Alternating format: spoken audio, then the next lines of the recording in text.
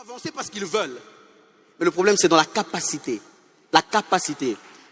Un ami me faisait réfléchir, il me disait, tu sais, au ciel, la Bible nous parle dans Ézéchiel et dans Isaïe de Satan qui a été précipité. Précipité veut dire, a été jeté. Jeté veut dire, il est tombé. Tombé veut dire, il était dans une position et il s'est subitement retrouvé dans une autre. C'est-à-dire qu'il n'a pas contrôlé le processus qui a fait qu'il était debout à un endroit et qu'il s'est retrouvé directement ailleurs.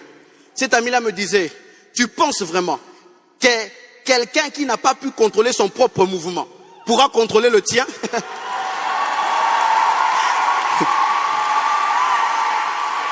Lui-même, il s'est retrouvé.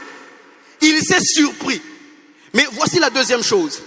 Quand on dit qu'il a été chassé, ça veut dire, quand on chasse, ça veut dire ta volonté est encore d'être dans un endroit. Mais une volonté supérieure te fait sortir. C'est-à-dire quand on te chasse, tu t'accroches peut-être même aux antivols. Je n'irai pas. Mais tu finis par sortir parce que ça ne dépendait pas de ce que tu voulais. Ça dépendait de ce que tu pouvais ou ne pouvais pas parce qu'il y avait une volonté supérieure. J'annonce à quelqu'un ce matin que la volonté de Dieu est suprême. Le diable peut vouloir, mais de même qu'il a échoué au ciel.